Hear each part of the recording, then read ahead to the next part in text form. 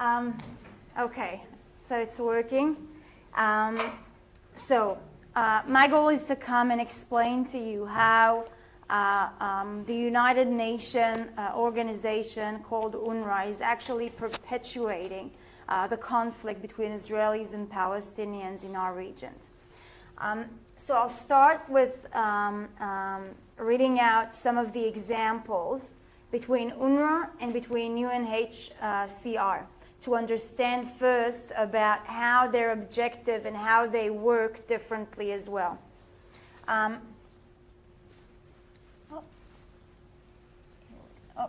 do I go back? Nope, that's fun. Stay with us. Okay.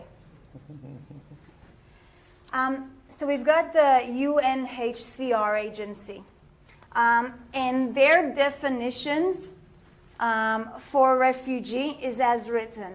A refugee is someone who has been forced to flee his or her country because of persecution, war, or violence. A refugee has a well-founded fear of persecution for reason of race, religion, nationality, political opinion, or membership in a particular social group. On this basis, the United Nations is giving aid to refugees from all around the world, which is something that we support as well, Israel's, and we promote. This is a United Nations goal that we all stand by. Now let's look on a parallel organization, which is UNRWA, who has a completely different definition, but not just a different definition in a sense that those refugees, by the same definitions, are Palestinians. But it says a little bit more.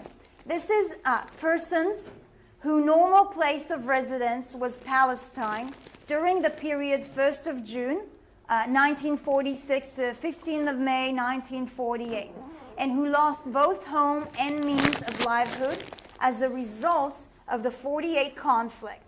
Palestine refugees and descendants of Palestine refugee males, including legally adopted children, are eligible to register for UNRWA services.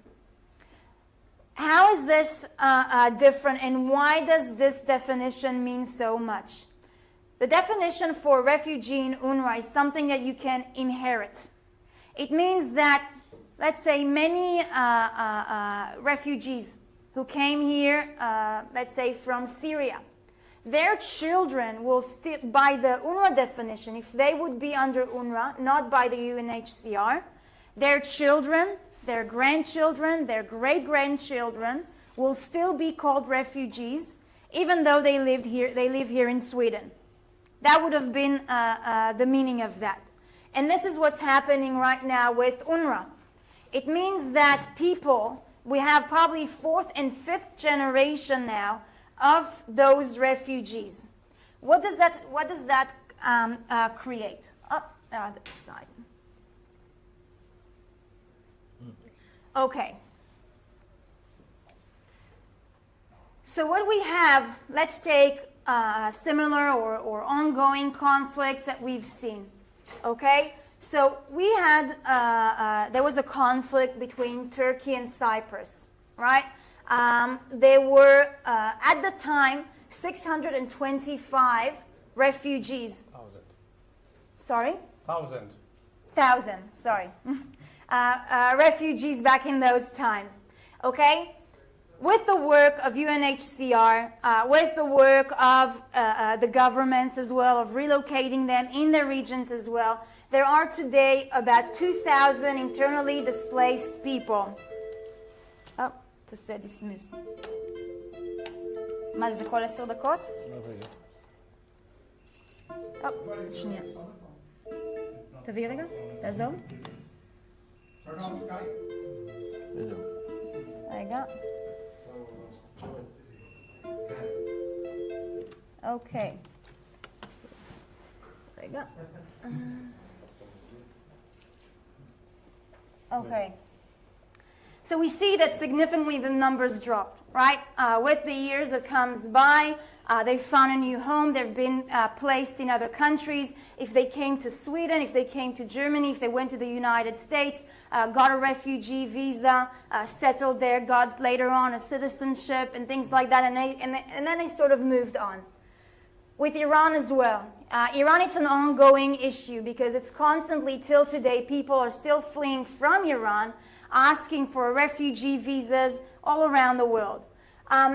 While there was the revolution war in Iran, there were about 111, more than 111,000 refugees registered at the UNHCR. Today, there are about 75,000 refugees. And don't forget, this is ongoing with the years as well, because with the years afterwards, there were still refugees leaving Iran, asking for more visas, but still, the numbers have reduced. If we look on the conflict with Morocco and South Sahara, there's also, both sides are giving different numbers about the amount of refugees today. But by the UNHCR, the amount of people that were looked after or that were displaced during the beginning of the war, through the years there were more and more refugees as well. There are about 48,000 refugees back then. Today, there are 990,000 internally displaced people. So the amount had risen. The Moroccan government claims there's only 25,000. The rebellions claim there's about 120,000. The United Nations last report shows it's roughly about 90,000. So there's mixed numbers about that as well. But we see that also the amount that has risen since then is not even in 50%. Okay? Now let's see, without the UNHCR aid of relocating and rehabilitating the refugees, what's happening in UNRWA? Okay, so in the Palestinian Authority in 48, there were 711,000 refugees, Palestinian refugees. Today, there are more than 5 million refugees placed in refugee camps.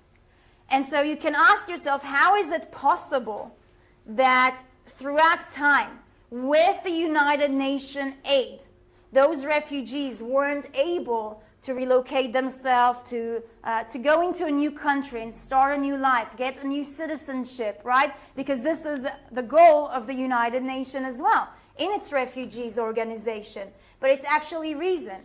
One of the problems is obviously in the definition. It's the definition, but also it is the motivation to stay a refugee. So, here we go. Okay, so this is basically just asking how is that possible? There's so many more refugees. So not just descendants. We're talking about 3, 4, even 5th generation now of Palestinians, refugees that are being born in those refugee camps, continuing to grow. So, while United Nations High Commission for Refugee helps integrate refugee, UNRWA fosters a permanent status of Palestinian refugee. Okay? The second thing is a refugee status maintained even in Palestinian autonomy. And I've got another slide to sort of demonstrate it a little bit more. But what we see that the United Nations HCR, if you look on the cycle, you've got the citizenship, right? You're a citizen of a certain country. Then comes the conflict. The conflict comes and, it's a war. Many people are losing their homes, losing their property, try to find refuge, and then they get a refugee status. The UNHCRs try to resettle them in different countries, and then they become citizens of those countries. Their children are becoming citizens of those countries. They're absorbing into this community. UNRWA started, let's say there was a citizenship, right? From there was a conflict. From the conflict, obviously many people lost their homes, lost their property, and so therefore there was the amount of the refugees. But what's happening here is one big question mark, because all of them, most of them, and it's continuing on, do not receive citizenship.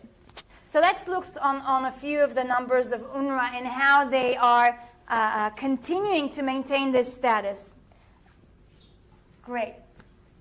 So UNHCR are responsible for all non-Palestinian refugees and IDPs. Okay, from all around the world. We know there's huge crises now. Africa, Middle East, South America, many conflicts, many refugees are fleeing from these areas. The number of people that need the servicing of the UNHCR are about 65.6 million people. That's the amounts today. If we look on UNRWA, that needs to look after only the Palestinian refugees, they are in charge of 5.3 million people today. So with these amounts of people, you expect also the funding to be a little bit balanced between them as well. But what we can see is that for 65.6 million people, the budget that UNHCR receive is 7.7 billion. Okay? The Palestinian Refugee Organization, United Nations Organization, is 1.2 billion for 5.3 people. Now, when you look on the amount of people that needs to work in those facilities as well, right, you would expect that it will be balanced as well. If you need to look after 65.6 million people, that's a lot of people to look after. You need a lot of staff. They have about 5,000 employees working for them all around the world, looking after some of the worst crises that we've seen, right? All around, Middle East, Sweden have received many refugees here, right? From all of these regions, from all of these countries with conflict. So 5,000 employees. With UNRWA, with 5.3 million people, they have 30,000 employees just for those refugees. And so you understand that the balance, it doesn't really make sense, right? So why do they do that? How does that work? The number of employees, we'll start first with trying to understand the picture. When you imagine refugees, right, what do you picture? You picture those tents, right? Lines and lines of tents on different borders going around, seeking for water, for food, for basic needs, right? The children are running around. Well, this is UNHCR camp in Syria. Exactly what we imagine, right? This is an UNRWA camp in Gaza.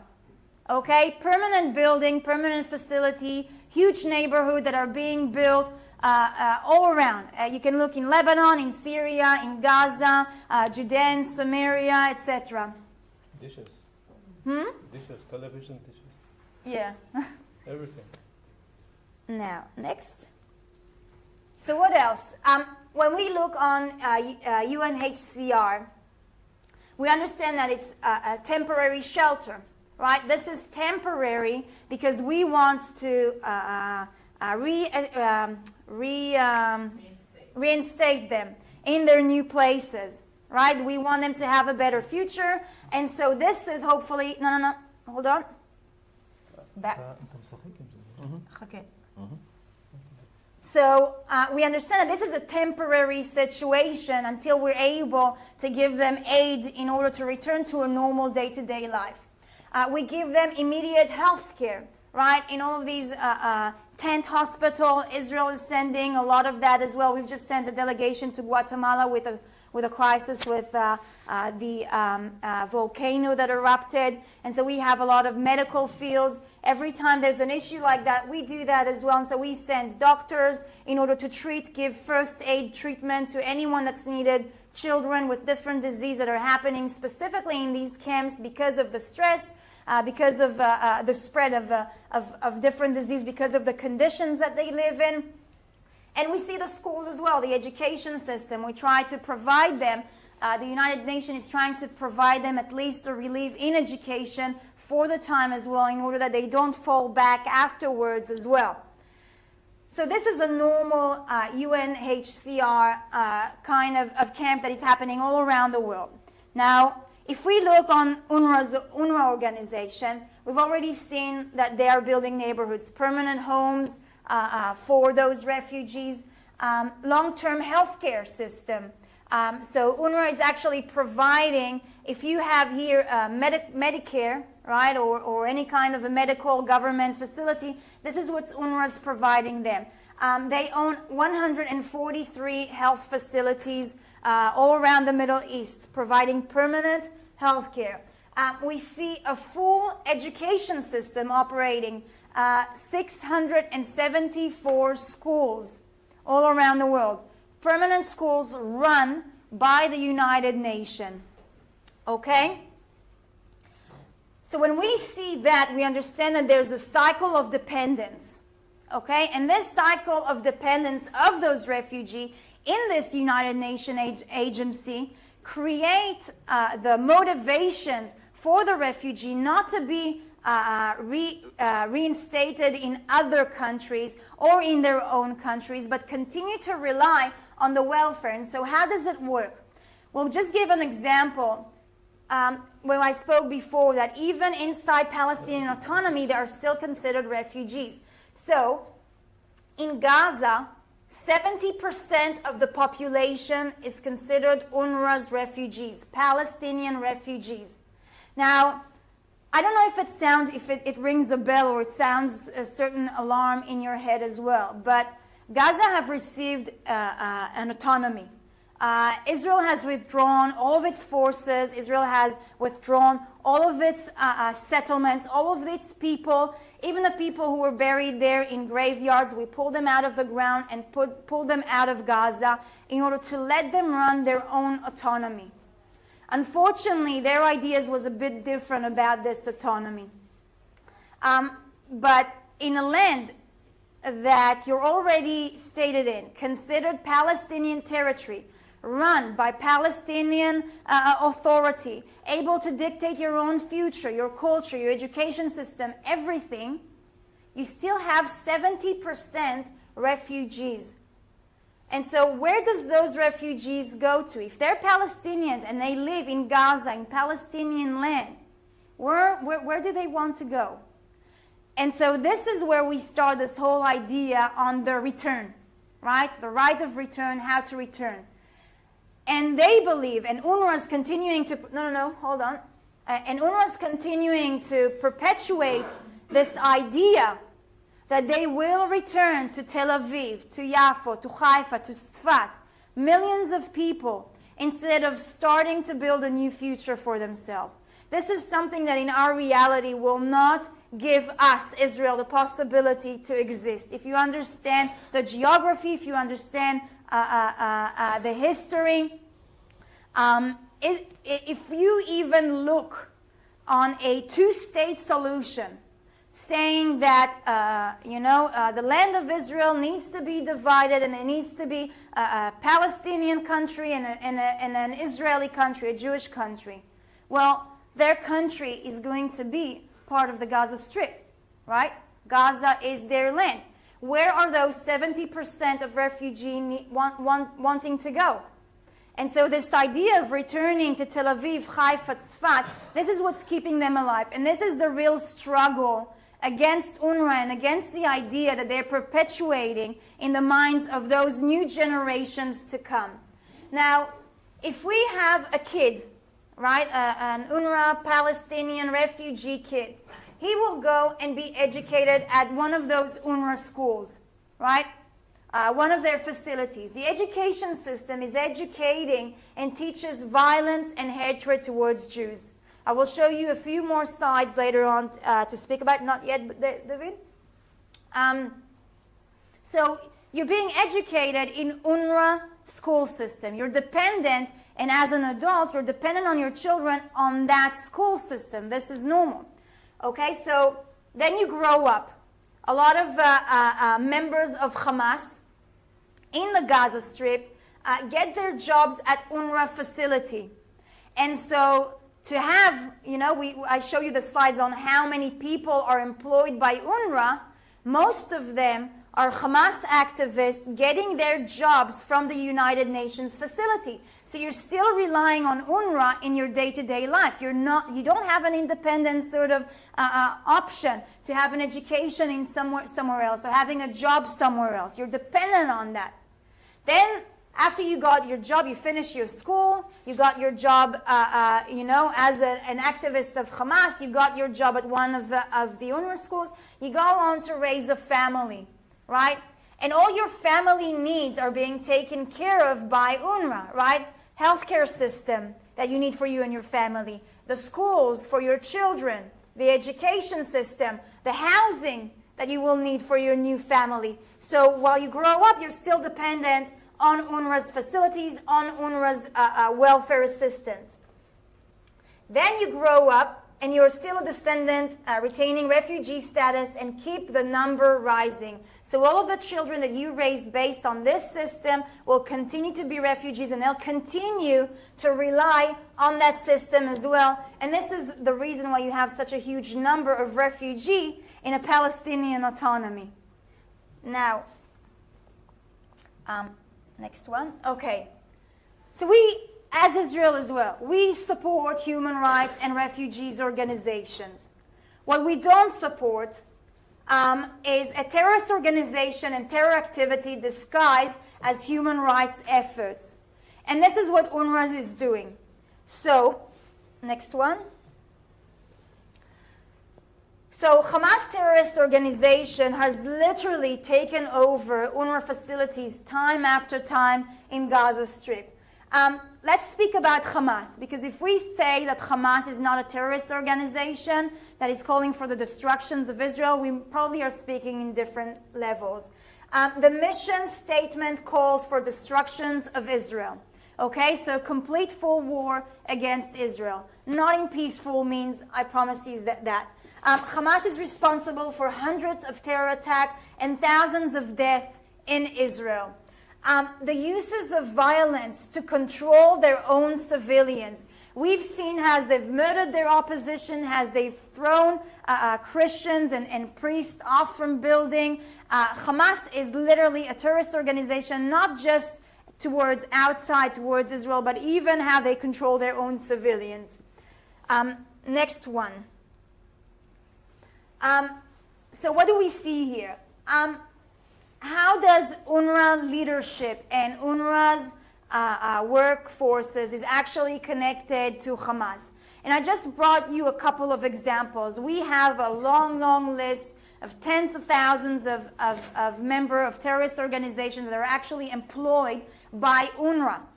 I brought a few examples, but I also have a quick statement up that was said but by the leader of UNRWA, Peter Hansen, in 2004. He said, "I am sure that there are Hamas members on the UNRWA payroll, and I do not see that as a crime." So what is the problem with having Hamas activists on UNRWA's payroll? We see Muhammad al-Jamasi. He was the chairman of the UNRWA engineering department in Gaza Strip throughout 2017. Okay? This is a senior position in UNRWA as well that's not only in charge on what's happening there, how they're facilitating, how they're operating, but also has a lot of power to decide who's going to be employed in UNRWA as well. And while there's so much poverty and unemployment in Gaza, while UNRWA is one of the major organizations that's looking after a payroll for Palestinians in Gaza, this is a huge benefit to be able to work for UNRWA. And so whoever is a Hamas activist, the heads of the unions can say, okay, you're a Hamas activist, you can get on my payroll, you can come and be a nurse, you can come and be a teacher. If you're not a Hamas member, they can tell you, I'm sorry, we don't have any vacant position. And so being the chairman of the UNRWA engineering department in Gaza, we know that he was a senior activist in Hamas since at least 2007. He worked in Hamas Public Relations Bureau, and he has very close connections with the heads of Hamas. Okay? Next one. Swahil al-Hindi. He was the chairman of UNRWA Staff Union and principal of an UNRWA elementary school throughout 2017. Head of the union, which means that he knows also when to get everybody on strike and when to put them back into work as well. He is a senior Hamas activist and working in UNRWA, known since 2004. He's considered an opposition to including the Holocaust textbook among greatest achievement. We have here Arnon that's going to speak a little bit more about the textbook and how they incite to more hatred and anti-Semitism. But part of the Holocaust denial and the Jewish tradition is something that is very much marked on their textbook. This is part of what's igniting anti-Semitism, hatred towards Jews as well, and he sees that as one of his greatest achievements. Next one. Here we go. Isa Abed El-Hadi El-Batran. He's an interesting man because he was a teacher at UNRWA Gaza School for years. He was a senior teacher knowingly, while UNRWA knows that he was also a full member in the military brigade of Hamas called Azadin al-Qassam. So he was part of the Hamas military, operating Hamas activities, shooting out missiles towards Israel, rockets, things like that. He was a senior activist knowingly, and UNRWA know that until one day, when he was injured really gravely, very hard, so he couldn't come back to work. He was injured while he was working at Azadin al-Qassam. Okay, so during a terrorist activity, he got injured, and this is the only reason why he got fired, because he couldn't come to school. And this is while the organization UNRWA knew that.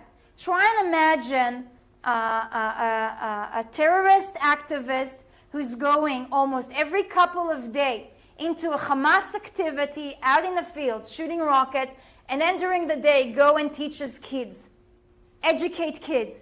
What do you think the value that he's going to educate that younger generation towards?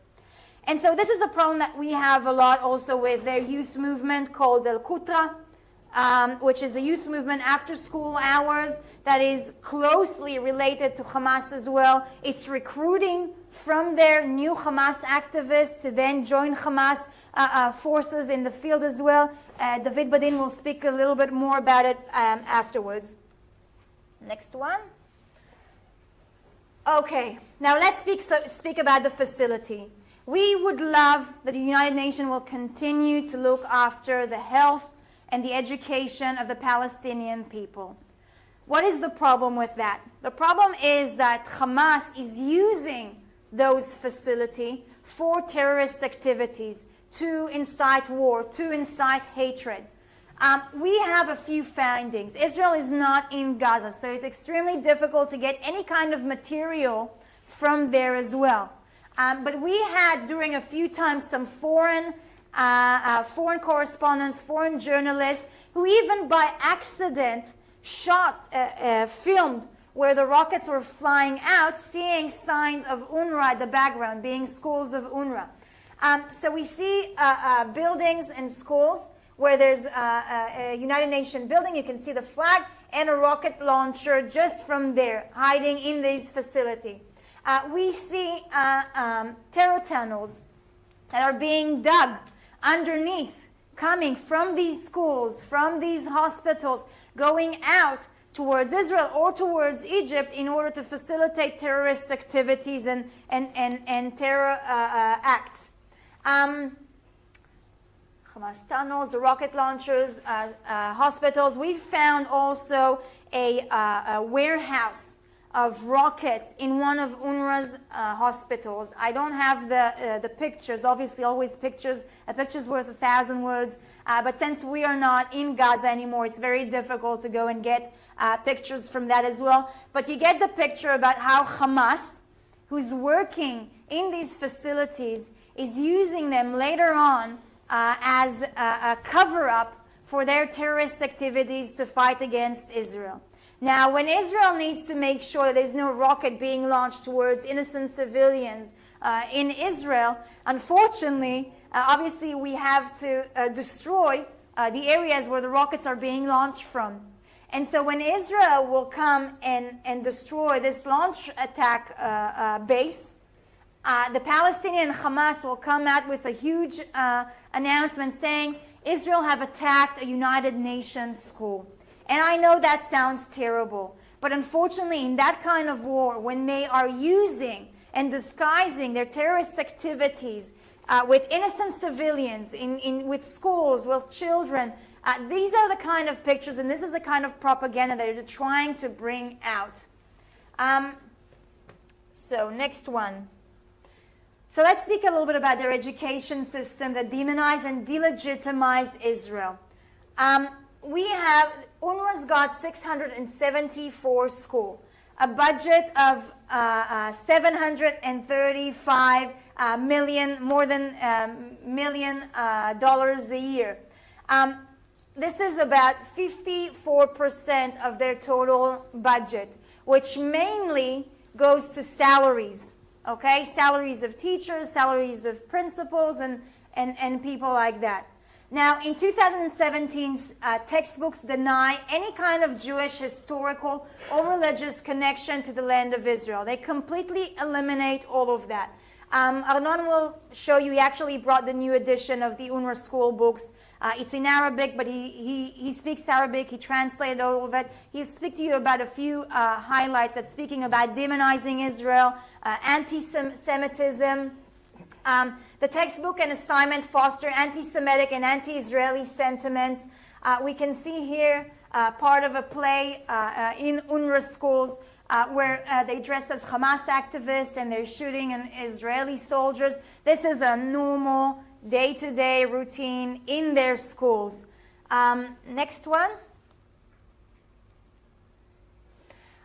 So introduction in UNRWA textbook. So there's a couple of examples here from the last ones. I might just read a couple of them. The first one, I have sworn I shall sacrifice my blood. I shall remove the usurper and exterminate the foreigner scattered remain. This is for grade 3, part 2 in our beautiful language. So they learn about their language, but the texts are anti-Israelis, anti-Jewish, perpetuating war. Let's say the martyrs are more honorable than us all. Teaching those young kids that the most honorable thing they can do is sacrifice themselves and get killed in the name of this war of Islam, the war of return and things like that. This is part of the major issues that are happening now almost every Friday on our borders between Gaza and Israel. The marches of return being paid by Hamas for anyone that's injured or dead on these areas. They're actually being paid, giving a check either to their families or to themselves for doing that. Jerusalem is an Arab city built by our Arab forefathers thousands of years ago. Jerusalem is a holy city for Muslims and Christians. And the city still succumbed to the yoke of the Zionist occupation. So removing any kind of Jewish sentiments, of Jewish connection, Jewish heritage, Jewish religion in anywhere around Israel. And so if we speak about coexisting, right, side by side, trying to live together, it means that one day we'll have to understand each other, to be able to live one beside another, accept one heritage and another's heritage. But they're absolutely denying any kind of heritage or connection or anything of the Jewish people towards the land. And so I brought two really quick videos from students that are studying in UNRWA schools that were interviewed by David Badin. He's got a few journalists working as well in Gaza, collecting information. This is in Jerusalem. In Jerusalem. This one is in Jerusalem. The other one is in Gaza. Just to get you a bit of an idea of how their younger generation is being raised as well. So, please.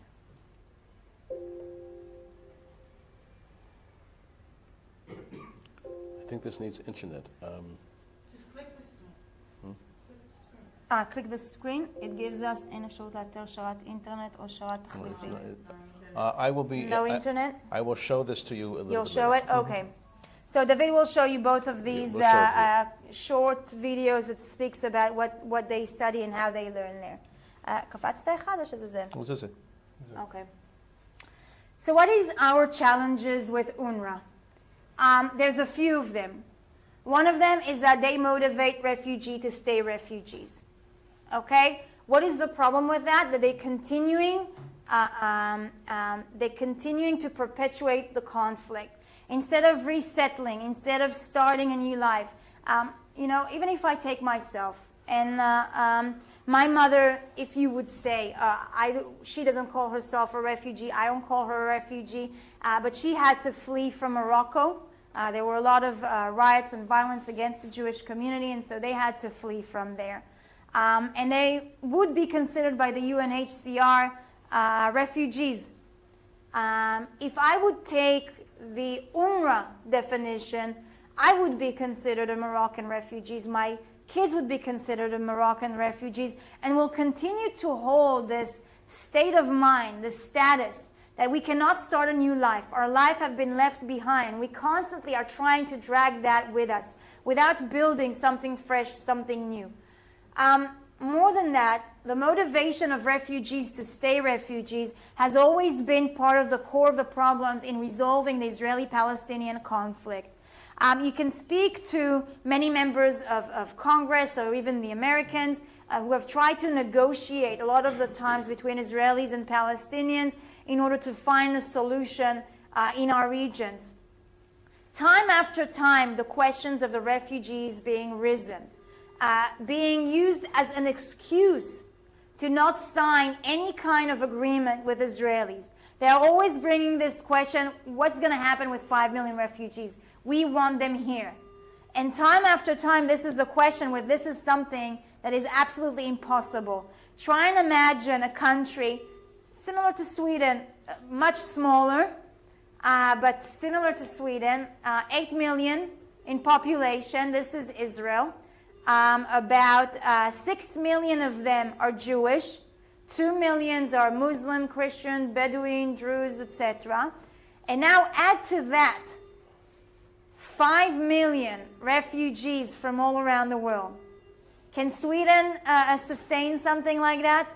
5 million refugees in any kind of means of reality, it is impossible. And even if we would have speak about the original 700,000, that many of them are deceased, so let's talk about half of that population, maybe that would have been something to be considered, but they refuse. They refuse, and they use it as a persistent principle in order to refuse any kind of reconciliation in Israel as well. And continuing to do that will continuing to widen the conflict, widen the gap between Israelis and Palestinians as well. Also, the status of refugees in Israel. So in Jerusalem, in Ramallah, in Gaza, while they still hold that status and don't start a new life, they have no reason, let's say in Gaza, to start building a flourish economy, right? They can rely on welfare. And their children are being educated to rely on welfare as well.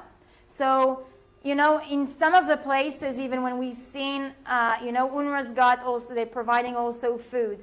So they've got these bags of flour. While they were digging under one of the schools, one of the terror tunnels, they were hiding the sand in some of these flour bags to hide the sand that is being excavated in those terror tunnels from that school. And it's interesting because those terrorists are using UNRWA, not just the UNRWA facility, but also food, medical. If we look on the UNRWA hospital, there was a shipment of a few $1 million for new equipment for this UNRWA hospital. What's its name? Shifa. Shifra. Shifa. All of this new equipment, a few days later, completely disappeared. Okay? New equipment that was meant to treat those people. So Hamas have taken all of this new equipment and sold it on the street in order to gain more money for their terrorist activity. And they know they can do that because they can rely on the welfare. They don't need to start building a strong economy to look after their people. They don't need to start building their own strong education system or infrastructure or bring food or things like that. The more they can rely on the United Nations, the further the United Nations takes them from building a real new and strong community and society for themselves. To be able to reconcile between Israeli and Palestinians, Palestinians needs to be proud of something. They need to achieve things. They need to have role models in order to continue and grow. This is how Israel, a nation of refugees, have built itself to be one of the most successful nations in agriculture technology, in startups, in water technology, in medical research. We have those role models who push us further in order to grow, in order to seek a better future. Palestinians don't have that. They are being educated to continue and rely on the welfare, on the international community, instead of building themselves and building something good for themselves. And this is the problem number one. Second problem is officially places of UNRWA under Palestine. Hold on. Oh, this is the solutions as well. Did you pass one? Yeah, I had another one. Yeah, before. Yeah. I'm sorry. Yeah. Okay, the second problem is the textbooks and the education systems. And the problem with the education system of UNRWA is that it continues to perpetuate the conflict. It continues to teaches the younger generation to go out and fight Israeli, to go out and hate Jews. And the more that gap of hatred continues to widen, the less option for optimism we'll be able to see in the region. And so while this facility, these education facilities are under the United Nations, we have a moral obligation to teach them peace, to teach them respect, to teach them our Western values that we believe in, liberty, equality, freedom, stability, not hatred. And so the more Hamas and other organizations are using these schools to raise another generations of terrorist activities and people who are willing to sacrifice themselves in a cause of a holy war, this is another one of the major issues that we have here in Israel. The third one is to train, the problem when they train future terrorists instead of peaceful citizens. And it's not just the education system, but also after-school activities, the El-Qutra, youth movements that UNRWA is sponsoring. Part of that is to teach them. They even learn how to fight, to shoot in rifles. It's basically military small camp, to say maybe. And then it's easy to recruit them later on to all of these different terrorist organizations once they've been radicalized. The fourth one is to enable Hamas to allocate budget to violence. And it is the problem is that Hamas have taken over UNRWA with jobs, with its facility, with its welfare. So if you are a Hamas activist, you'll get a lot. You'll get all of the package that you need. If you're not, you'll get a lot of troubles. And the situation in Gaza, obviously, it's not good. Hamas is not investing its money in creating a better future, in buying food or different infrastructures or things like that. They're investing this money in buying more weapons, in building more terror tunnels, and finding new ways in how to fight Israel. And so we need to find a way how to completely separate Hamas from UNRWA. And so the last one. So now we're speaking about the solutions. So we have three options that we will see. Some of them are not possible in our reality. כן, לא, אני כבר אגיד את זה מפה. Okay. Some of it are possible in our reality. Some of it is not, obviously. But my job is to come and bring you this information so that you can think. Don't look on any kind of propaganda. Look on the facts. Research that even in the internet. Go into the UNHCR. Go into UNRWA. Investigate this for yourself and make the decision here for the Parliament of Sweden. You are contributing more than $40 million a year to the budget of UNRWA. And so you can demand certain changes in where this money goes to and how it's being directed. And so what we see is, first of all, one is reposition UNRWA under UNHCR. The second one is officially placed UNRWA under Palestinian Authority or to reform UNRWA. So I'll go one by one. So one of the options that we can do is to move UNRWA under the UNHCR. Means that they will have to adopt a UNHCR rule, including definitions, so that they will be treated as any other refugees, trying to assist them and trying to integrate them into a better future. And by doing that, you'll actually take a lot of the power that Hamas and other terrorist organizations have on these facilities, because they'll have to abide by the normal UNHCR rules. Another thing is that they will have to adopt the UNHCR budget. And so they will have to start considering where this money goes to as well, how it's being facilitated. It's going to be much more monitored. Third thing is that UNRWA joined Middle East Division for Refugees. So it means that UNRWA will not be its own organization that's able to dictate everything that they want. They will have to abide by the UNHCR restrictions, and it will be a wing in the Middle East, including the Palestinian refugees. And that can be a viable and a normal solution that should happen. This is probably the ultimate thing, as much as we don't imagine opening now a new facility and a new United Nations body for the Syrian refugees, right? There are hundreds of thousands of Syrian refugees who are in desperate needs, all of their home being destroyed, everything's been taken from them. Can you imagine opening now a new agency just for the Syrian refugees? No. They need to be treated like many more refugees from countries who have horrible conflict in Africa, in South America, and more. Next one. So the next solution is to officially place UNRWA under Palestinian Authority jurisdiction. What does that mean? This means that UNRWA will not be part of the United Nations and not be funded by the United Nations. It means that any country that will want to contribute to the Palestinian Authority will be able to do that, because the Palestinian Authority, this is basically the facility that it needs to provide for its citizens. Whether they are around Judea and Samaria or if they are in Gaza, they're responsible for the healthcare. They're the ones who are responsible for their education system, for their housing, for everything. And so the role that UNRWA is doing today is actually the role of the Palestinian leadership, right?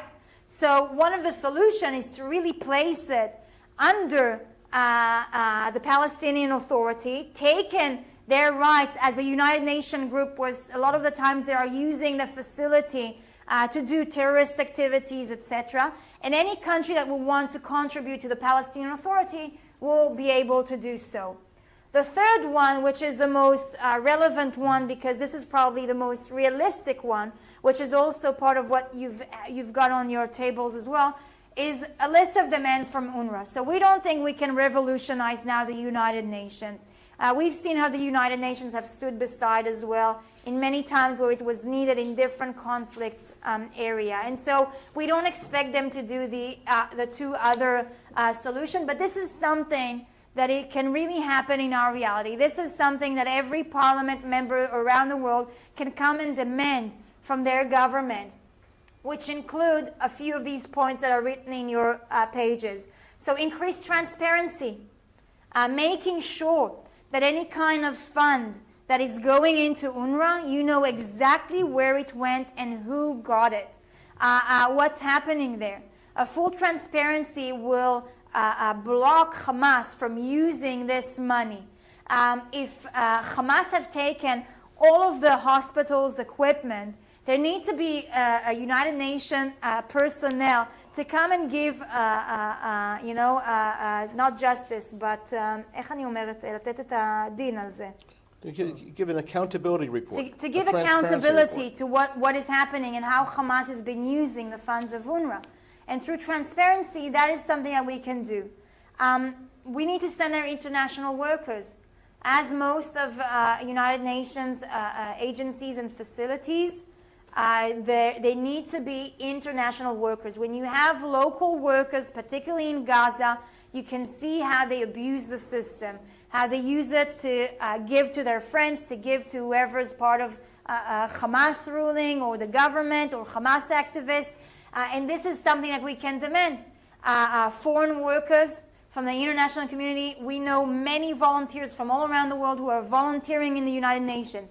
Speaking about getting a salary for a lot of these amazing work in education, in hospitals, is something that we can do. And so international workers who are not one-sided, who don't leave the conflict, is something extremely important.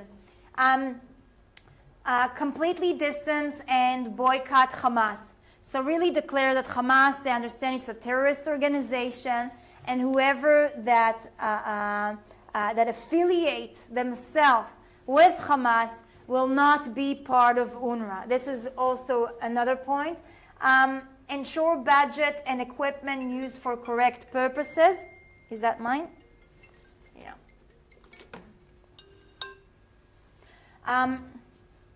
So ensure the budget and equipment, making sure, like we make sure that we've got thousands of trucks coming in through Gaza in order to give aid to the Palestinians as well.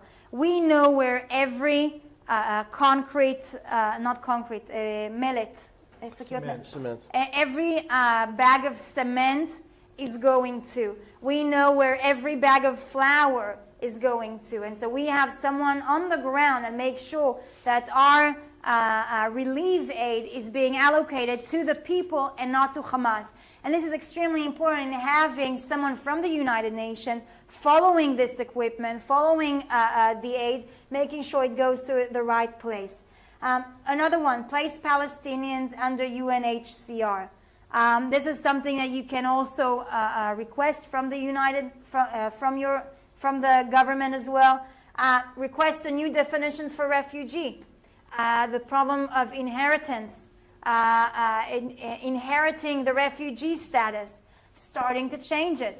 I mean, if we look on the conflict in Syria now, there were Syrians who were living there for about 3 generations, living in an UNRWA Palestinian refugee camps. When they had fled the riots and the fightings and the war zone when it was coming close to their homes, they actually weren't considered Syrian refugees because of the conflict. They were considered Palestinian refugees because of the definition. And so this is something that has to change as well in order that more generations and generations will not get used to this kind of situation, that the United Nations will assist them in finding a new place, in finding a new environment or wherever they live now. And the last one that Arnon is going to speak a lot about as well is a supervised education program, making sure that all of their textbooks are abiding by the moral values that the United Nations need to stand beside. And if the United Nations part of morals is anti-Semitism, that's fine. They can continue with these books. But if they say, okay, we want to eradicate anti-Semitism, completely eliminate that, they have to stand beside us and say this is unacceptable to educate on those kinds of books. So This is a little bit, not a little bit, but this is just an introduction of what we're experiencing with UNRWA. A lot of our challenges.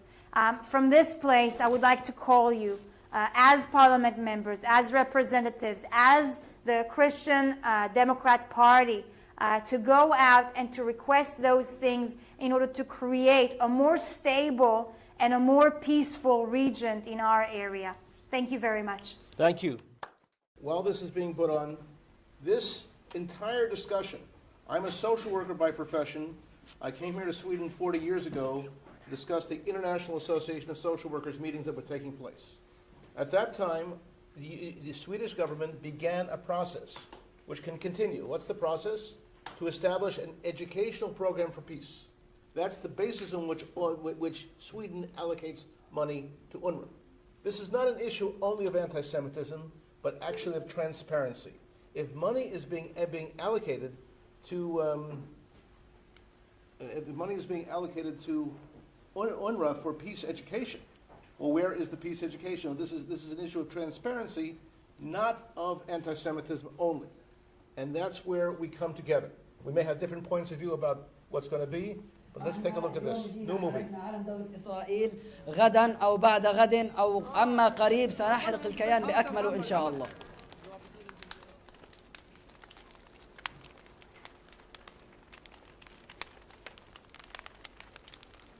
UNRWA, the United Nations Relief and Works Agency, was created after the 1948 Arab-Israeli War to assist 500,000 Arab refugees who left their villages during that war.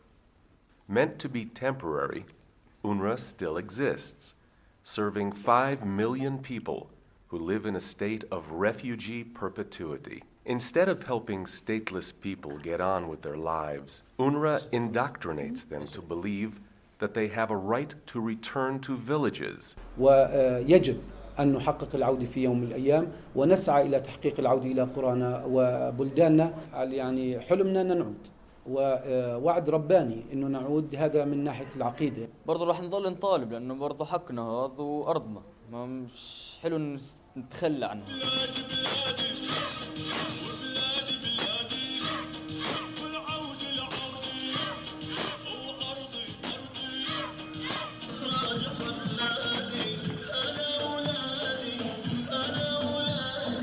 على القريب العاجل سوف يحصل نرجع إلى أراضي 48 وإلى بلداتنا الأصلية ومنها حيفا وبئر السبع وعكا والناصرة. A right of return bestowed on no refugee population on earth. UNRWA has now gone one lethal step farther.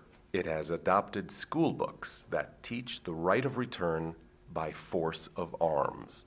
أرضنا انسلبت مننا لازم ترجع إلنا. لو بده يكلف ينزل 1,000,000 شهيد وكد ما ينزل شهداء، لأنه الشهداء هي اللي بترسم حدود الوطن. في النهاية الأرض راح ترجع لنا، إن كانوا أو إن كانوا لا، بالقوة بالقوة. UNRWA encourages children to join El Kutla clubs, where students emulate Islamic terrorists trained to liberate Palestine with weapons in hand. This is child abuse.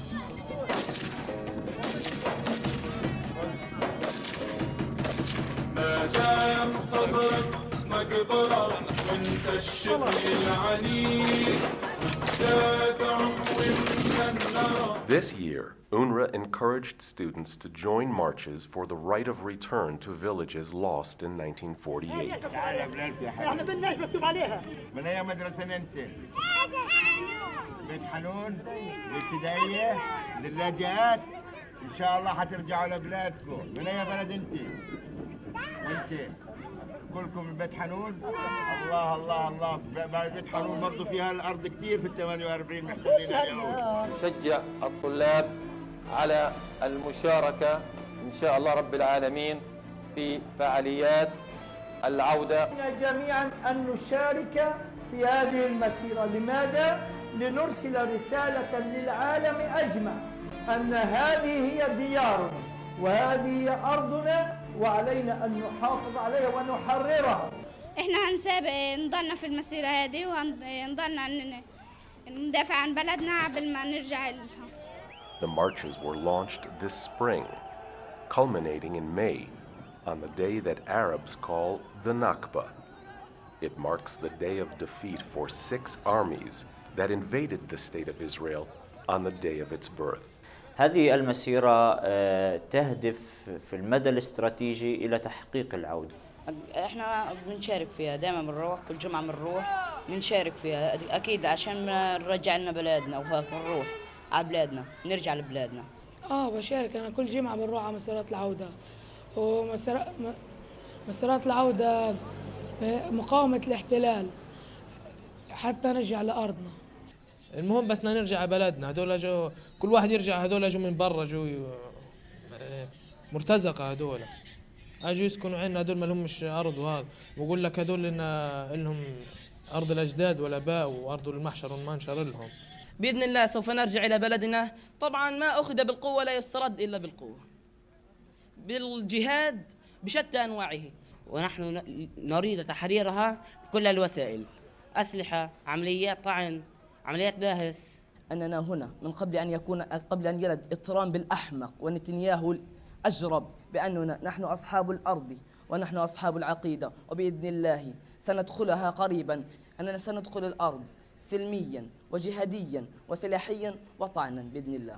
Children attending UNRWA schools have gone through years of indoctrination to keep the flame burning, to return to homes that await them from 1948.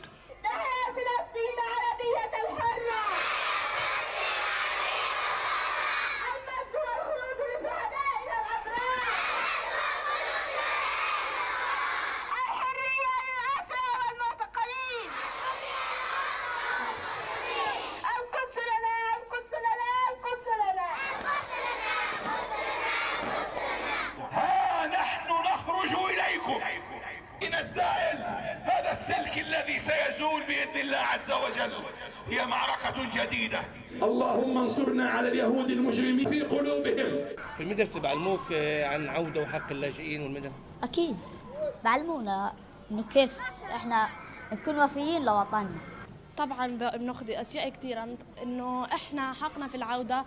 الاحتلال الصهيوني أخذ بلدنا بالقوة، طبعا طلعنا بالقوة وهدم كتير بيوت وقتل كتير ناس، وفلسطين لإلنا طبعا مش للاحتلال الصهيوني. بعلمونا كيف ناخذ، حتى بالتاريخ كمان كيف كان الرسول يدافع عن وطنه، وكيف نصير زيه ندافع عن وطننا عشان نروح عشان نرجع لها. طيب هل في المدرسة بتاخذوا مادة بتعلمك حق العودة واللاجئين؟ أكيد مواد بناخذ في العربي، بناخذ كيف ندافع عن الوطن، كيف نرجع لها، كيف هيك. يعلمونا انه كيف نرجع لبلدنا وكيف نقاوم. يا ستي، أبويا شهيد، أخويا أسير، عمي جريح، لا عمل لنا، لا مستقبل لعلمنا، لا عودة لنا، شو صار لحالنا؟ والله حرام الأيام. وأنا مخبيالك مفاجأة. شو هذه المفاجأة يا ستي؟ خذي هذا المفتاح وحطي أمانة في ركبتك، لما أموت افتحي الدار واسقي شجرة الزيتون. هذا المفتاح بدي أحفظ فيه، وإن شاء الله سأطرد الصهيوني من دارنا واسقي شجرة الزيتون، ونعود لوطننا الحبيب فلسطين، ونعود لوطننا الحبيب فلسطين.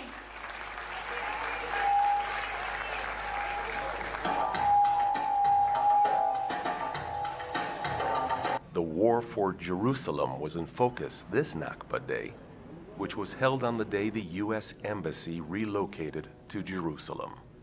طيب ايش رايك في ترامب؟ والله هذا بده كسر انف. هذا القدس عاصمتنا من يوم الانبياء، عاصمه فلسطين القدس معروفه، وهم جايين يقولوا لنا القدس عاصمتهم، لا بنرضاش، لا اقبل، لازم ولا شيء ياخذوا هم، كلها إلنا ولا شبر بنتخلى احنا عنها. طيب ايش رايك في قرار ترامب لما حكى عن القدس عاصمه اسرائيل؟ اكيد لا، هذا عور الدجال، هذا عور الدجال. نقدرش ناخذها، نقدرش نستغنى عن شبر، ما نقدرش نستغنى عنها القدس. وإنه القدس هذه عاصمة إسرائيل معلومة كاذبة، وطبعا في أدلة كثيرة في القرآن الكريم إنه القدس عاصمة فلسطين طبعا، ولا في ولا في قدس شرقية ولا قدس غربية، قدس واحدة وهذه لإلنا وبس. إذا انتقلت السفارة نحرقها.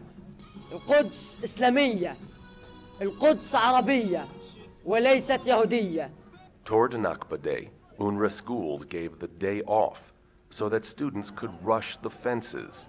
The students used a new arsenal of weapons that ranged from Molotov cocktails to stones burning tires and even light weapons.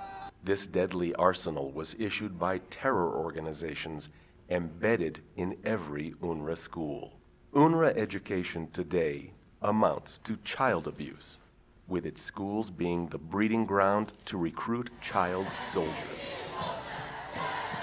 Donor nations that give $1.2 billion to UNRWA must demand accountability to the principles of the United Nations.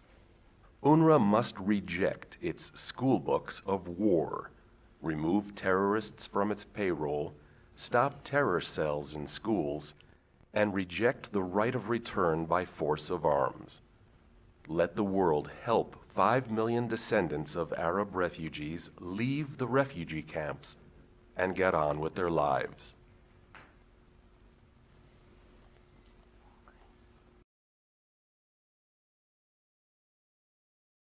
Now to introduce you to Dr. Arnon Gross, who has spent the last 18 years translating Arab textbooks, not only from the Palestinian Authority, but from the entire Arab world. And Dr. Gross holds a doctorate in a PhD in Islamic studies. He'll talk. I'll talk about himself. Thank you. You take your.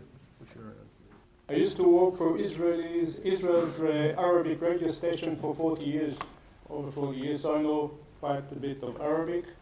I'm also a scholar of Middle Eastern affairs. I have a PhD from Princeton University, from the Department of Middle Eastern Studies. I also have an MA degree in public administration from Harvard University, so I'm quite. And I used to follow Middle Eastern affairs during my work, and I'm quite familiar with all these affairs, with all the developments and events. And since 2000, in 2000 I started to, I was curious to see what school books teach about the other and about the possibility of peace with that other. So I checked books of Syria, Egypt, Saudi Arabia, Iran, Tunisia, and the Palestinian Authority. And I also have some, although I didn't publish official research about Israeli school books, I'm quite familiar with that. And I have my several books over here, my granddaughter's book from grade 2 and others, so I can make to compare actually in comparison between Israeli school books, the attitude to the other, the rival other, and to the self, and the possibilities of making peace with that other on both sides. Okay, now I found out, and I'm talking now about the newest books published by the Palestinian Authority. They were published, all of them, in 2017, last year. And they are taught in all schools in the West Bank, in Gaza, and also in the schools of East Jerusalem that follow the Palestinian curriculum. Okay? And UNRWA teaches these books in its schools. It has 270 schools in Gaza with over 250,000 students, and 96 schools in the West Bank with about 50,000 students, and also schools in Jordan, Syria, and Lebanon. In 2017, they had 500,000 students all over, Palestinian students all over the Middle East. I made a certain calculation since 1950, the beginning of its operation in the Middle East. They have indoctrinated over 2 million students. So let's start what the books which are issued by the Palestinian Authority and taught by UNRWA teach about Jews and Israel. There are 3 fundamentals. First of all, the legitimization. The Jews have no rights to be in the country. They are occupiers. They have greedy ambitions, atma in Arabic. They don't have any holy places in the country. You see here a picture of the Western Wall, or the Wailing Wall. And it's called here Hayt al-Buraq, the Wall of al-Buraq. Now, the Western Wall has two Arabic names. One of them is Hayt al-Buraq, because according to Muslim tradition, Prophet Muhammad was taken by night by a divine beast called al-Buraq from Mecca to Jerusalem, and he tied that al-Buraq to the wall and then went up to heaven to meet other prophets and God and so on, and came back and then flew back to Mecca. Now, this is the Islamic tradition tied to the Western Wall. Now, they have another name which is Hayt al-Mabka, the wall of the mourning, of the weeping or crying, okay, the place of crying, which is a specific name describing the Jewish tradition of that place. So the Muslims, by tradition, recognize the holiness of that wall to the Jews over the generation. But now, what they say here, you can read yourself, Al-Buraq wall, and I read the last sentence, the Muslims alone have an absolute right to it. And this is the case also with other holy places to Jews, mainly the cave of the patriarchs in Hebron. It's only a Muslim mosque. Jews have no right to it. And Rachel's tomb in Bethlehem, which up to 2001 was considered a Jewish holy place. In an experimental book issued by the Palestinian Authority in 1996, it was called Qabr Rahil, Tombs of Rachel, mother of Joseph and the wife of Jacob, peace be upon them, because they are considered prophets by Islam. In 2001, another myth came up. This is the Makam, or the mosque of Bilal ben Rabah, who was one of the companions of Prophet Muhammad. So these are the holy places. Jews are not considered legal or legitimate inhabitants of the country. There were tables or charts of the population of Palestine, so to speak, in 1999 and 2005 and so on, and the Palestinians of the West Bank, Palestinians of the Gaza, and the Palestinians of the interior, or the 48 or the Green Line, which are all names from Israeli territory of pre-67 Israeli territory. They don't recognize that either, and they call it the 48 occupied territories, or the Green Line, or the interior. So they are all legitimate. All those sections of Palestinians are legitimate inhabitants of the country, as well as the refugees residing abroad. They are all legitimate inhabitants, and Jews are not counted at all. They are described as occupiers. And one example of that approach is that the map of Palestine, it's called Palestine over here, the map of Palestine, which describes the whole country, actually, not just the West Bank and Gaza, has on it all traditional cities, so to speak, Acre, Haifa, Nazareth, Nablus, Jaffa, and so on. No Tel Aviv, no Rishon LeZion, no Hadera, no Netanya, not any city that was built by Jews in modern times. And if it appears on the map, like here, the place of Eilat, it's called by the Arabic name of the desolate place on which it was later built. In this case, al-Rashash. So this, so far for the Jews in this country, in Palestine, Israel. Now, Israel itself is not recognized, and you can see a map which is called خريطة الوطن العربي السياسية, the political map of the Arab homeland, with Palestine in its entirety. It's next to the name Palestine, and this is it, no Israel at all. And this is another case in another book, and it's the title of the lesson, of that lesson, lesson 2, Palestine is Arab and Muslim. Over here, and Palestine in its entirety, next to the name Palestine, with the Palestinian flag over it. So This is one example, and there is another, there is an assignment. The student is requested ألون خريطة وطني بالألوان العالم الفلسطيني. Requested to draw the Palestinian flag on the map of my homeland, and it contoured with the lines and colors of the Palestinian flag. Another example, which is more serious, I would say, this is an item sold to tourists. And it says in English, Free Palestine, Liberated Palestine. So it means, in other words, that the liberation of Palestine means the disappearance of Israel. Okay? To make it clearer, they have an assignment over here.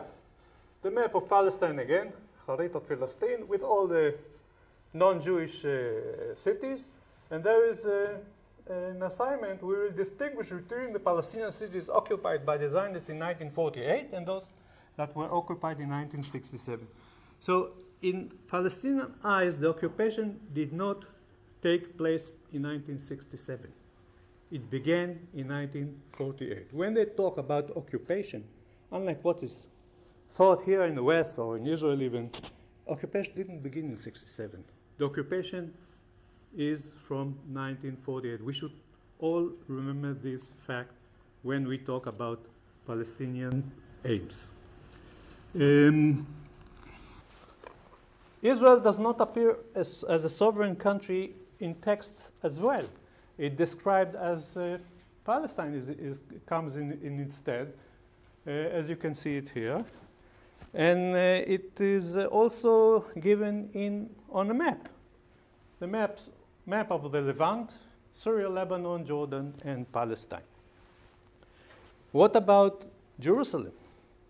You told it, you say that in your Jerusalem was built by forefathers. The Canaanites are considered Arabs by Palestinians, and they are the ancestors of the present Palestinians, and they built Jerusalem. Jews have no connection. It's holy to just Muslims and Christians. Jews are not part of it. Hebrew. You can see here coins, mandatory coins, on which you can see the Hebrew inscription. This is one example. But there is another coin from which the Hebrew inscription is erased. And this is a picture of the original coin. I have it in my pocket if you want to see it later. The money or the banknotes are, in one case, I wouldn't say all, is used for making the impression that before 48 there was a Palestinian state which the Zionists occupied. You can see it here, and you see part of the mandatory banknote, only with the Arabic inscription on it. And it says that Dawlat Palestine, there was a Palestinian state before the occupation. So far for the legitimization. No Israel, no Jews, they are not legitimate. Even the 6 million Jews are not legitimate inhabitants of the country. Let's move over to the second fundamental, which is demonization.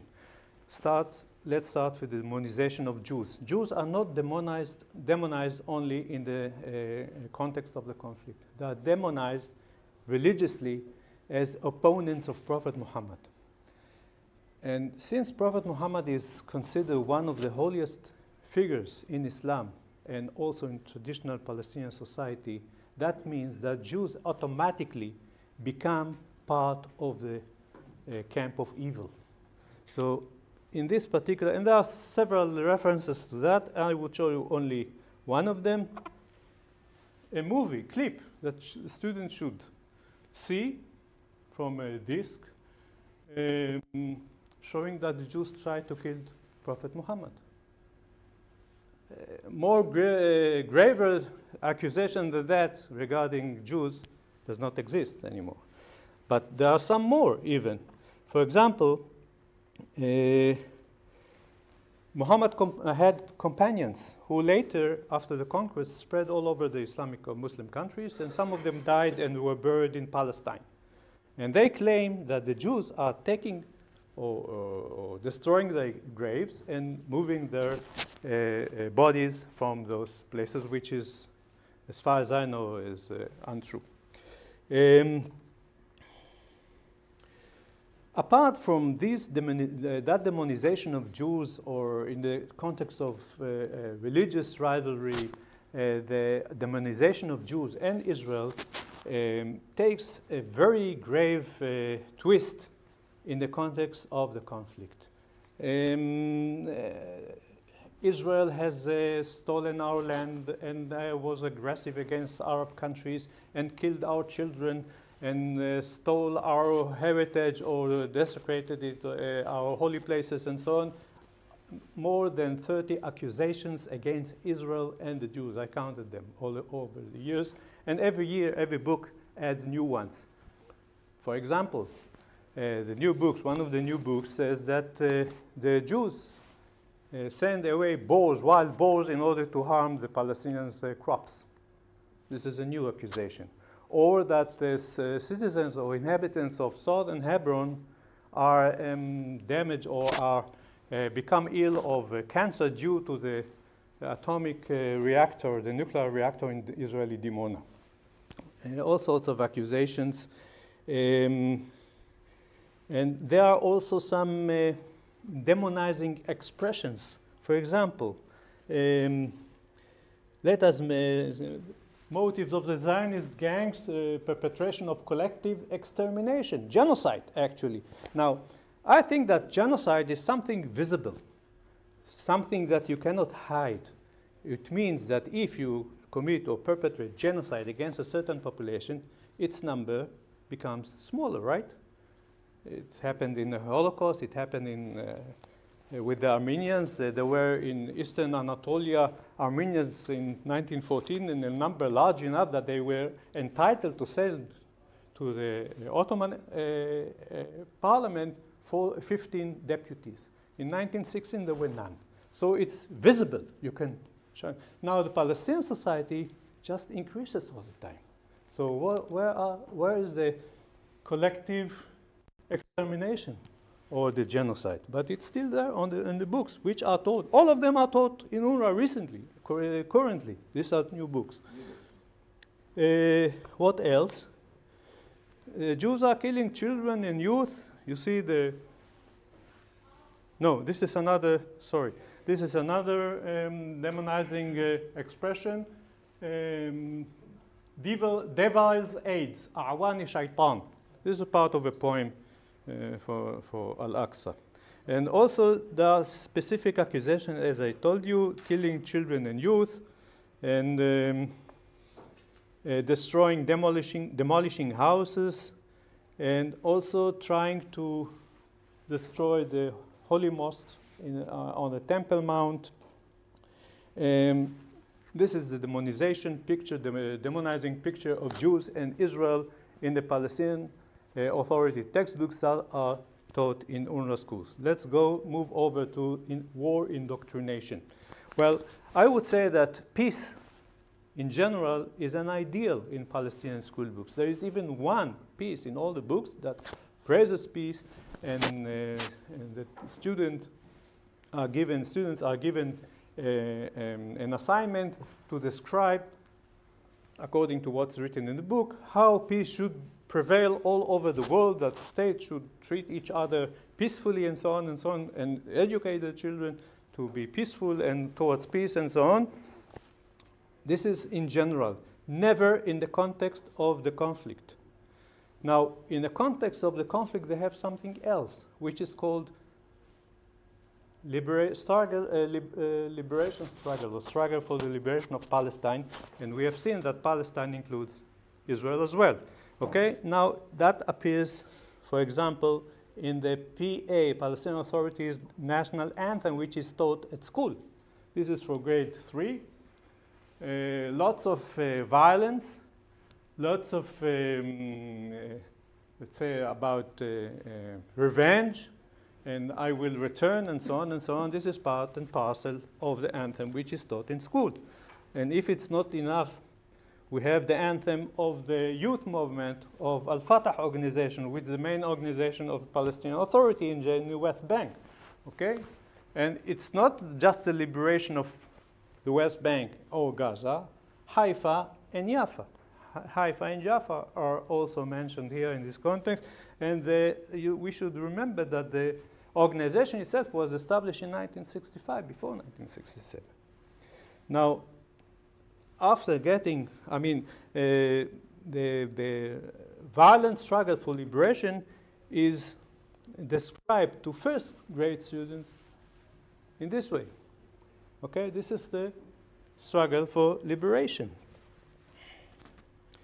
After the children get that picture, they are asked, how, in your opinion, how can we work together for the liberation of our homeland Palestine from the occupying Zionists?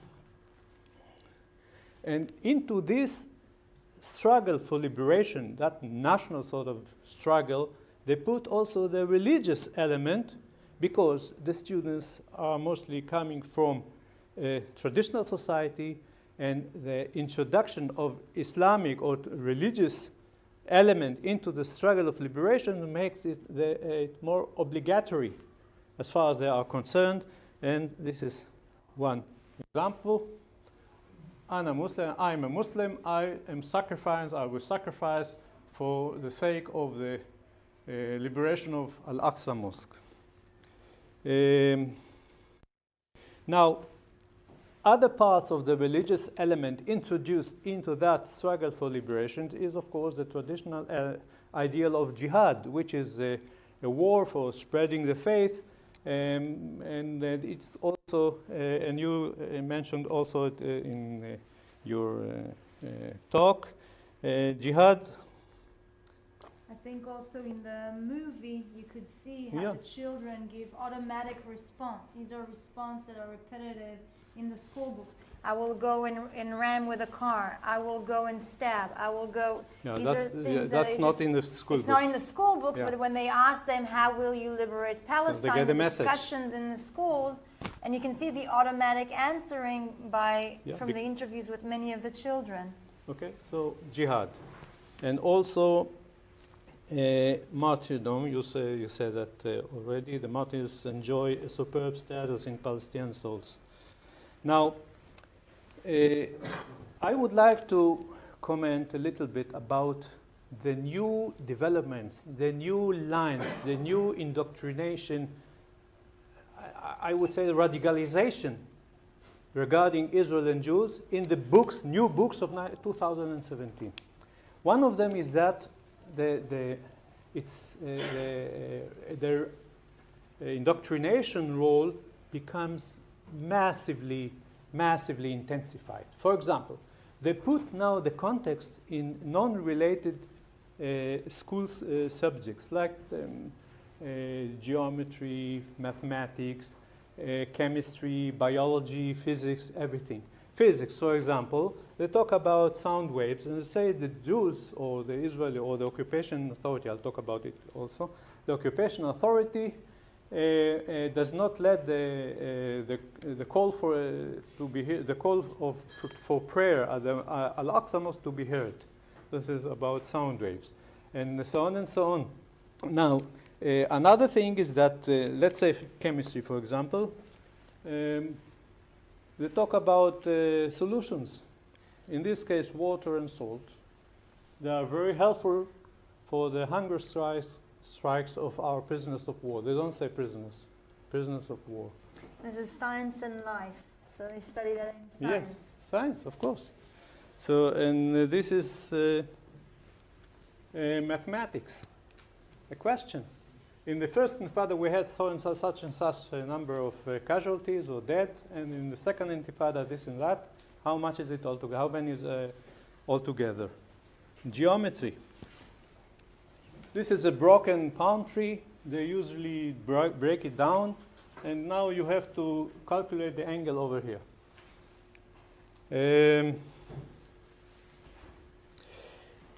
Another important part of the radicalization is that the name Israel is erased. I told you that we had very many sentences and expressions about Israel stealing and killing and doing whatever. No more, no more. It's now Zionist occupation.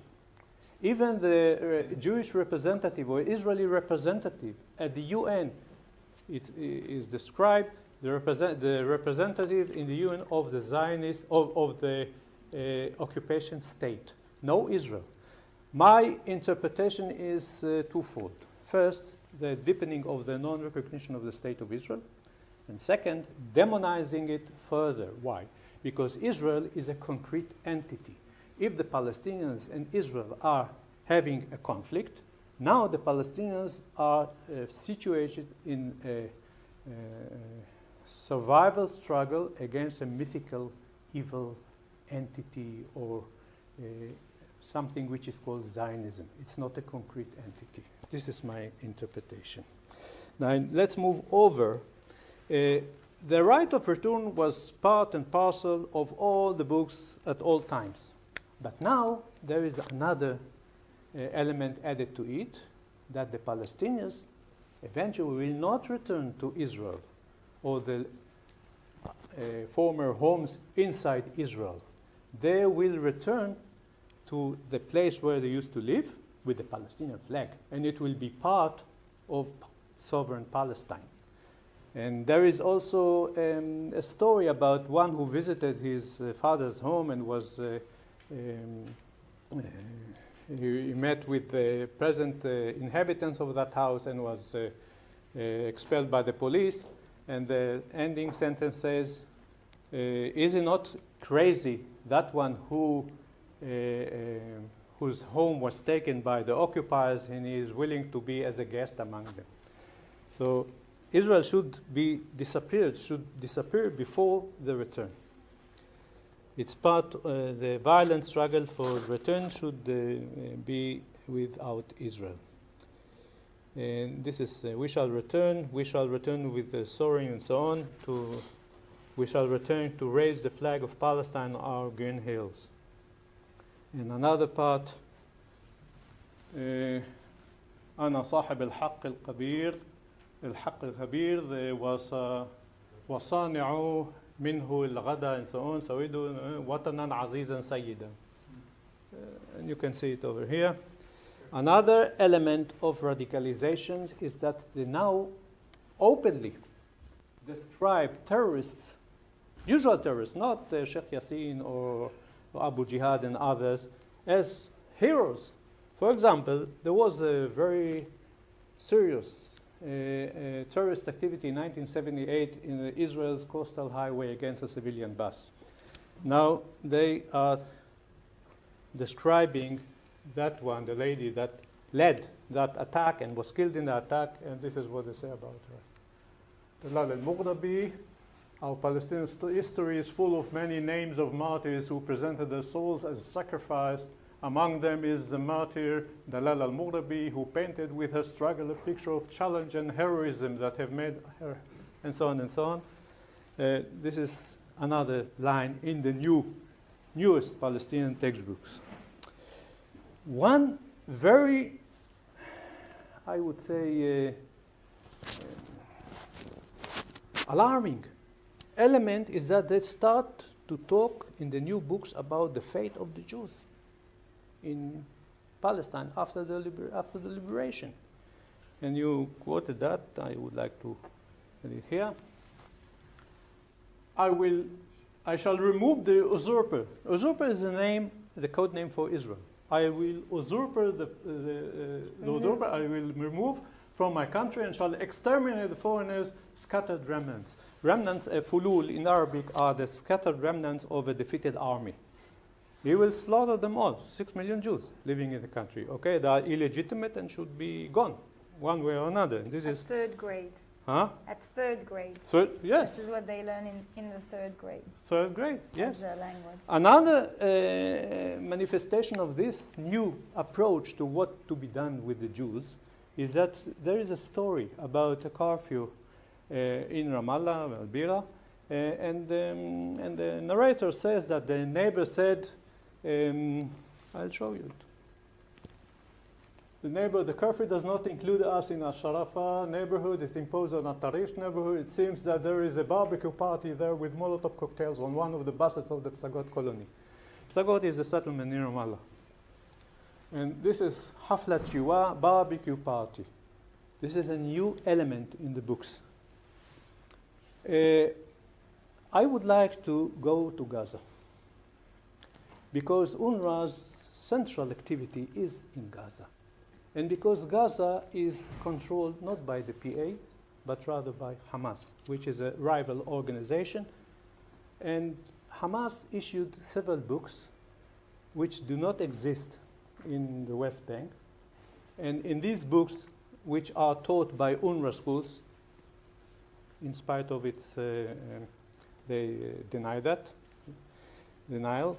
In these books, the legitimization and the emphasis on war to liberate the whole of Palestine is more emphasized. I'll show you a few examples. Palestine cannot be compromised over. The whole of the country belongs to us, and this is it. This is one 2013. Yeah, the books were issued in 2013. They were taught in 2013, 14, and 15. I'm not sure about these years because these are very special books because there is a subject called national education. And the Palestinian Authority used to issue books of national education until grade 7. Hamas seized the opportunity and issued books for grades 8, 9, and 10. Okay, which are taught in UNRWA. So this is one of them. Another example is that the only way is not peace or peaceful negotiations, but rather war. By resistance, we shall win. Okay, and another one is one of the points, one of the types of resistance is what they call Amaliyat Istishhadiyya, which is a code name for suicide bombing. Amaliyat Istishhadiyya, operations that those who want to become shaheed make or do or perpetrate. So this is part of it. They're fully open. Another thing, another thing is that pure anti-Semitism in these books, and you can read it for yourselves. This is from grade 9. Now, UNRWA said that about Jews, and it's a horrible piece. It should be read carefully.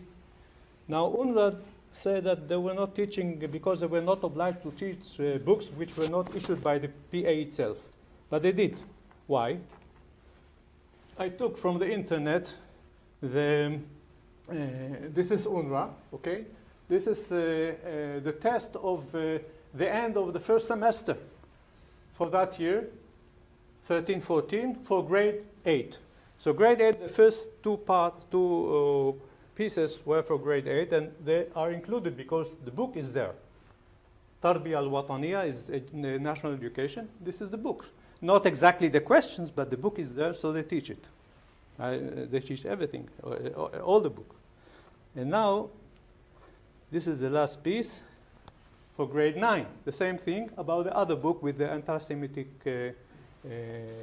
piece. So I would conclude that UNRWA teaches that Israel, which is a member state at the UN, is illegitimate, teaches war instead of peace, in contrary to the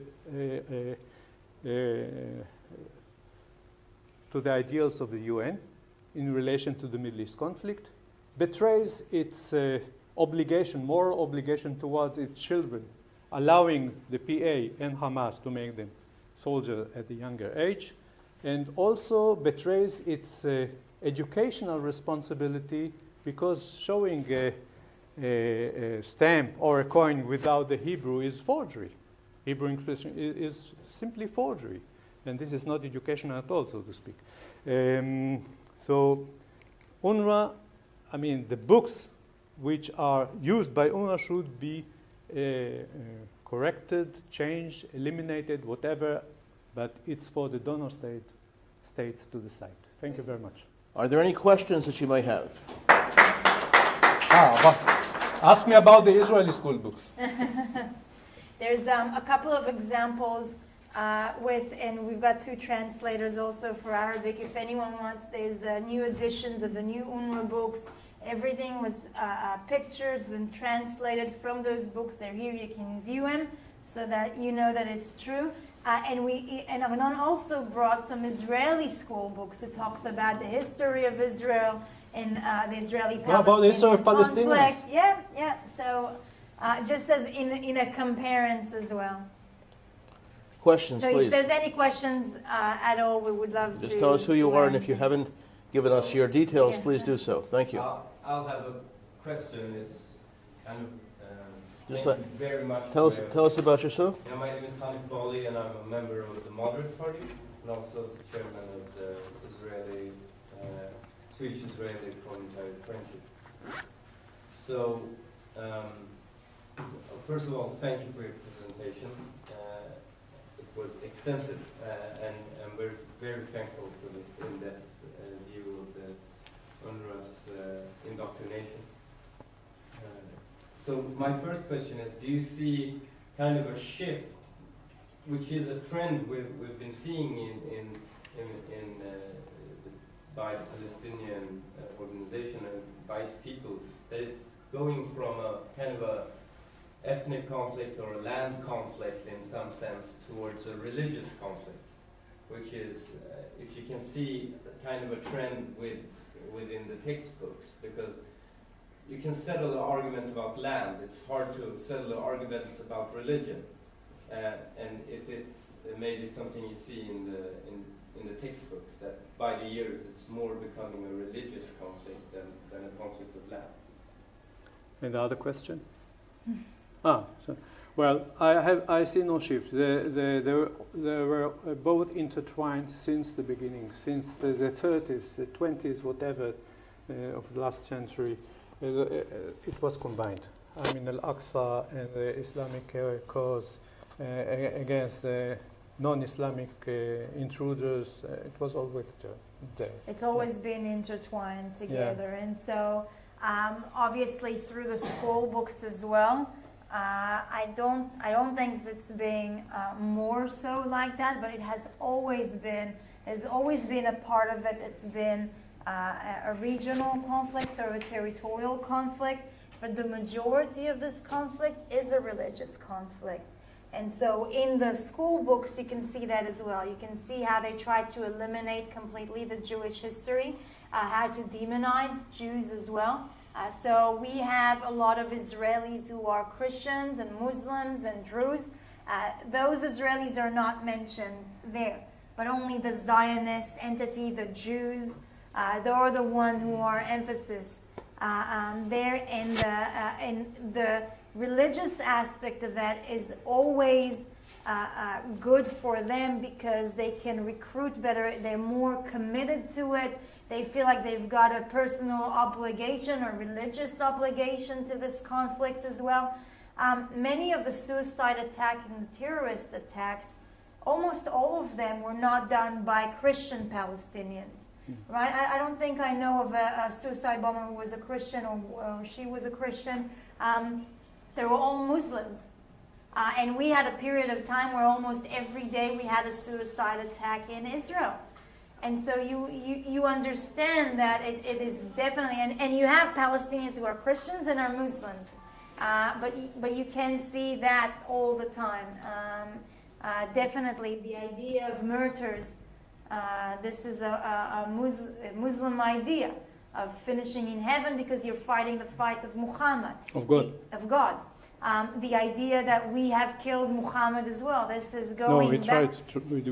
We tried to kill him, which is indoctrinated in some of their books as well. This was the same idea, and also how to spread the hatred back in those days between Christians and Jews, trying to bring out this idea, oh, it's the Jews that killed Jesus and things like that. It's bringing back a lot of these kinds of emotion, and they're trying to describe it in that way. I would like to add some other element, new element.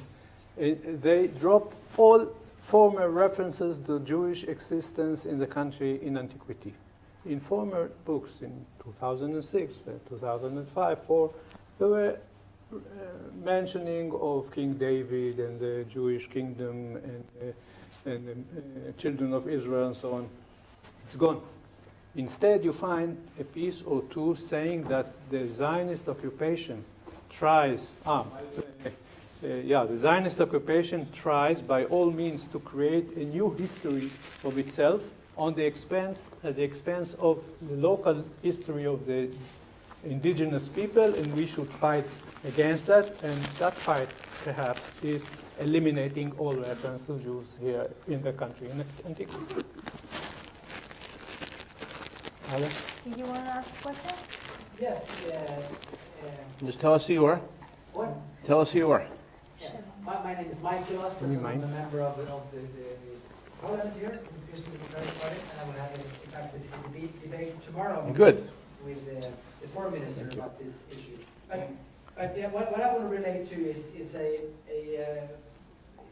we have a minister for Swedish aid, Isabella Lövin, she's called, and she said recently that, and I quote, Israel is pleased with the state of Israel is pleased with the teaching of the schools, I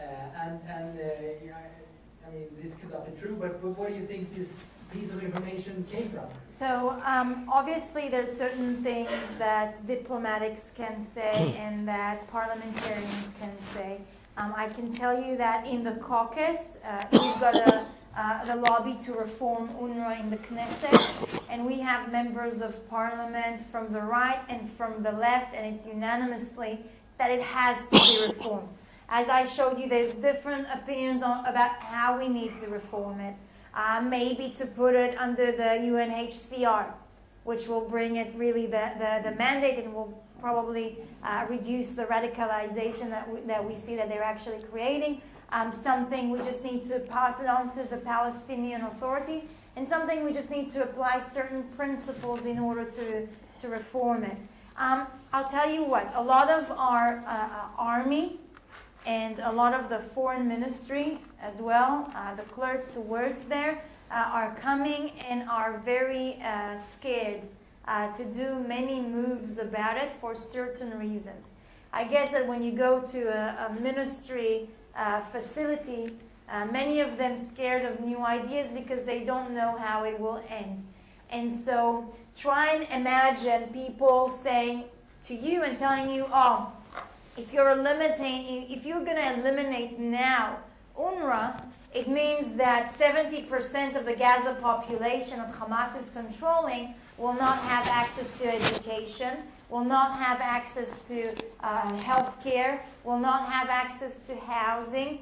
And so they are actually, in fact, on the ground are acting as the Palestinian government in giving them all of these facilities. And so it has to be a process in going and reducing the benefit, making sure that the Palestinian leadership wants to promote these things, want to build education, want to build a healthcare system, want to build housing for their people, while they don't rely on the international community. It is as if you'll go now and say, we have to reform the welfare system here in Sweden. Anyone that doesn't go to work because the country gives them a house and a salary and education and everything, we need to minimize it in order to convince them to go out to the working force. Okay? So the clerks in the office will say, hold on. If you're reducing that, there'll be poor, there'll be crime, there'll be things like that. And so it has to be a process. It has to be planned. And those concerns that she's bringing are the concerns from the military and from the foreign ministry in saying, what's going to happen next? If they're canceling it now, they're going to be poorer. There's not going to be an education system. And so We don't need to eradicate it. We don't need to eliminate UNRWA.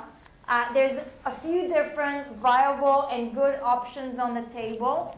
And the first basic one that we have to see is transparency, is to see where this money is going to, is to make sure that there's foreign workers and not Hamas activists who are running this United Nations branch.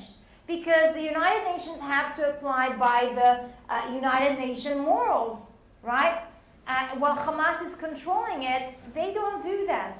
And so these are the first steps that if you bring them out, you will not hear any kind of, on the contrary, from the foreign ministry and from the security and defense issues. If you will say, we're closing down UNRWA today, then they'll say, hold on, what's going to happen? They don't want all of that to fall then on Israel, and then we will have to subsidize their schools, their healthcare system, and things like that. Yeah, the ambassador of Israel in Sweden here. Just in an interview recently, the minister said that, Minister Wallström, that if you close UNRWA, people will starve to death. So that's, a black and white picture, which is, of course, wrong. Well, we're not saying to close UNRWA because you can't. Only the United Nations General Assembly can do that. Now, where do you get we've traced this. Where do you get the rumor that Israel approves of their education? Well, the UNRWA uses money that it doesn't have to spend $500,000 on a public relations firm in New York. That public relations firm works overnight to present a certain educational curriculum that comes out of a prominent Palestinian university known as Berzeit University, which is not being used. It's a curriculum for peace. It's a genuine curriculum for peace, except it was vetoed by the Palestinian Authority. Then they present it to Israeli politicians, Israeli academics. Look at this education system. And they gave the impression to people who run the government of Israel that this was the education curriculum. And all of them have admitted that they were wrong. What did we do? We're an academic institution and a journalist institution. We bought all of the school books, all of them. And this is what your foreign minister needs to know. I invite the foreign minister of Sweden to look at all the books. We've asked them. We can give it to them. We have all of them. We have 215 books sitting on my desk in Jerusalem. Not a problem to buy another one. We'll send you a bill for it. It's okay. We'll give them all of them. We'll give people who know Arabic and Swedish. If there was one of the books that promoted peace, first of all, we'd make a lot of money. We'd be so popular. Everyone would be coming. You're going to hear the Palestinian curriculum for peace. Everyone would be excited, except it doesn't exist. 205 of the new books, Arnon and his partner Roni went through. They're both PhDs. And then they said, we got a message from 9 governments that the new books for this year would be better. In other words, 2018. 77 new school books came out. So I said to my wife, we're going to get the Nobel Peace Prize. We're going to show peace books. 9 governments sent us the same memo that there's a new agency, a new committee to make sure that they would be peace books. Well, we went through them, and I said to my wife, we're not getting the Nobel Peace Prize, I'm sorry. Because they're worse. And that's in the latest report, which is on our website, IsraelBehindTheNews.com. So the challenge to the Swedish Foreign Ministry, this is not a case of anti-Semitism, it's a case of transparency and fraud. Because the Swedish government is number 4 of the countries that commit money to UNRWA. And they did so, and I know social work professionals of my original profession who are members of the parliament, who told me in an honest way, we put money into peace education. So okay, let's have the peace education. What could be better than to use a United Nations agency to promote peace, to promote reconciliation, except it is vetoed. But the other side using $500,000 in public relations money when they don't have money for basics, excuse me? So we were faced that when I came to make a presentation in New York. It's exactly what we faced. But you know what? Arnon and I and 2 other professionals, we went with the staff of Mr. Guterres, the United Nations General, the head of the United Nations, the Secretary General of the United Nations. We met with them twice. They received us very nicely. Why? Because they came to the same conclusions we came to. And the United Nations is not a Zionist institution the last time I looked. They came to the same conclusion. Why? Because they asked the Palestinian Authority at UNRWA, would you show us your school books for peace? Well, they couldn't make the appointment. Well, that's... And it's important also to say that the United States have held now UNRWA's funding as well until there's certain reforms being done. A couple of weeks ago, the foreign minister of Switzerland have also made quite a few comments that there's a lot of problems with UNRWA and they should reconsider their funding as well. דוד, יש סיכוי זה בסדר עם אחד הספרים איפה שדלל מוגרבי להשאיר את זה ולהראות את זה? So what we'll do for tomorrow for your questioning, we can leave you here one of the books where you saw Dalal al-Mughrabi, the terrorists who have murdered innocent civilians in the bus, and you can just hand it out to Margot, tell her here is the fact. Right. This is the real book. And now you can't tell me that they're not promoting terrorism and hatred, and this is what third grade are studying in their schools. What are you going to do about it? So David will give you out this book. You can keep it, and she can translate it with her. You can have all the books, because all of them are found in the internet. They are available to all. It's not a secret. They promulgate their curriculum to everybody to see. It's on the internet, so you can have the hard copy. It will be good if you can that hard copy. I'll go back to the hotel and get it to you. But you can hold it up and say, what school in the world? What school in the world would say, here is a terrorist, a woman who murdered 39 people, and there's 4 pages of a lesson plan of how you can grow up to be like her. What are we talking about here? I'm a social work professional. This is child abuse of the worst kind. It's unprecedented. There's no country in the world that's ever done that. I asked 3 scholars of Nazi Germany, 3, did they ever have any school books of this kind in Nazi Germany? And all 3 of them, not consulting with one another, said the Germans demonized the Jews in their school books. Never, ever do they have a school book instructing people to murder Jews or honor those who murder Jews. This is a step beyond. Very important, but I'm encouraged. Why am I encouraged? Why do we come here? Why are we going to 19 parliaments? Because UNRWA has an accountability system built in through the donor nations. I do not believe, regardless of how vituperative your foreign minister can be, I do not believe that the country of Sweden, the government of Sweden, has decided to finance school books which teach Arabs to kill Jews. I can't believe that. Or any of the other donor countries of the West. I can't believe it. And I don't think any of you can believe it. No matter what, even if they don't like the Jews, it's not the issue. No Western country in the world would allocate funds for this purpose. It doesn't exist. Therefore, our job in a very patient way is to go through the process, to come here, and to bring you material, and if you can introduce us to your conscience, the people who are conscious of journalism here in Sweden, to speak with them. We don't bite. The last I learned, we're not, we'll be okay with you. It's okay. We'll dialogue with you. We'll show you material. We'll take you around. We'd love to be able to ask the Swedish foreign the consulate in Jerusalem to meet with us more often. All right? We'll have a nice coffee with them. It'll be okay. Okay? Do we look like monsters? Please, is this a monster? Come on. Any more questions? Yes, please. My name is Doug Finstrom. I'm a Christian Democratic politician, not from Women, but I run for the upcoming election. Good luck. Thank you so much. But today I'm here just as a visitor from our church, from Södermalmskyrkan. So I just want to say, nice to see you, Mr. Ambassador, and we have workers from Lennart and Caroline of your family as well. So, really, and my question is then, thank you so much for enlightening all this information. השלישי מלמטה. עכשיו זה השני מלמטה. And I wonder, are the UN aware of all this information you are enlightened with?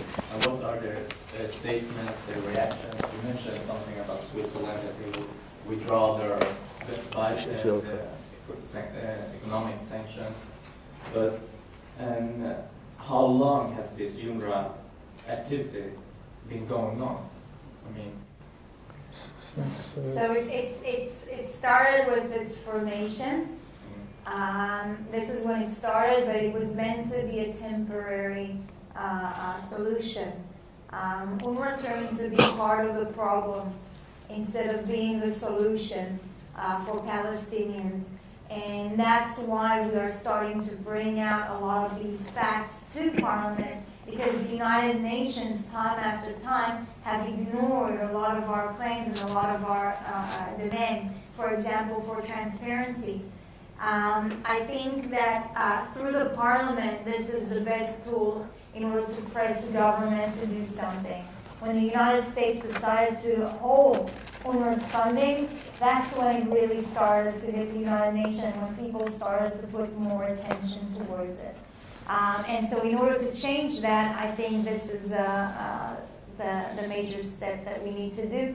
As you've seen, I've quoted here the General Director, the manager of UNRWA from the United Nations, and he said, I know there's Hamas activists. I know, and I don't see a problem with it. And he was fired. Yeah, he was fired, but a few years after. No. He was fired immediately. I'm the guy who asked the question. He gave the answer. He was fired. Yeah. When we bring these things, that's okay. When we find an activist is trying to use his United Nations immunity, and Shabak is on the back, then they put their attentions toward it. But this is a day-to-day life. We can't just be the ones who monitor a United Nations organization. These are something that needs to be facilitated through the government in order to make sure that these things don't happen. And unfortunately, there's not enough attention. As we've seen before, the United Nations a lot of the times are dragging their feet and are not pointing out problems and solving it. Let me give you a precise date for when this began. Sharon is correct that the issue of UNRWA began in 1949, 1950. Been going on ever since. We've been studying UNRWA for 30 years. The moment of deterioration began on August 1st, 2000, when the Palestinian Authority curriculum, official curriculum was put in, the Egyptian and Jordanian curriculum was put out, and Israel, working with the donor nations, set up a commission to monitor the new school system. It's never met. Never met, okay? What Dr. Gross's research shows in the past 2 years is a deterioration in the past 2 years. Now for your newsworthy story. The UN does not give any money to UNRWA except for the public relations. No money. It only comes from the donor nations. When we met with, on the record, the assistant of Secretary General Guterres, who said to us, he had the quote, the United Nations, the United Nations has no idea what's going on in UNRWA, doesn't know. And we leave it to the donor, in his words, we leave it to the donor nations, and he thanked us for the UNRWA Reform Initiative. He thanked us for this. What we need now, we run into a block because many people don't believe it. They believe it's the United Nations, only the United Nations makes decisions. The donor nations don't. This is what we will hand now to you, this school book, for you to show in Parliament tomorrow. This is Dalal al-Mughrabi.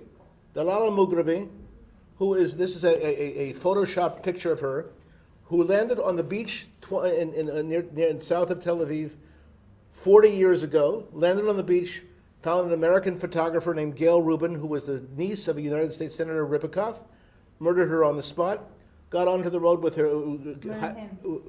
she murdered her, she murdered Gail Rubin. She got onto the road, hijacked a bus, a bus of Egged drivers and their children, eventually murdered 39 people, including 13 children. This is a lesson plan in the brand new, this is after we received the memos that everything was going to be okay. A lesson plan on how children should grow up to be like Dalal al-Mughrabi. What was she wearing? How old was she? What kind of family did she come from? How many soldiers did she kill? Right? And this is the picture. Now this is brand new. This is a school. 14 schools are named for her. 14 schools are named for her. Now, I'm going to just hand you this book. I want you to tomorrow you hold this in Parliament and ask if Israel or any country worth its salt would ever respect that book or books like it. All right? And I want to tell you, so the answer we get is they have a right to honor their heroes. Until recently, what Dr. Gross and Dr. Shaked, who went through the school books, point out is that the school books always praised leaders of the terrorist organizations, which is bad enough. But here, it's praising a young woman. A terrorist. A terrorist. A murderer. And all you have to do is, I would recommend, and we can help find you the people, the families of the people that she murdered. They'd be happy to talk to you. Because they've been ever since we exposed this new school book, they've been having a very high profile in the media. Talk to them. She's mentioned in 4 books. This is one of them. Yeah. But this is with her picture. Pictures of. We're going to have a vote soon in the parliament, so we need to. Do we have your names, please? I sent around Thank you very much. I sent around a sign-in sheet. Very important, please. Thank you very much for Thank you for coming here. Thank you. For coming to hear all. And thank you.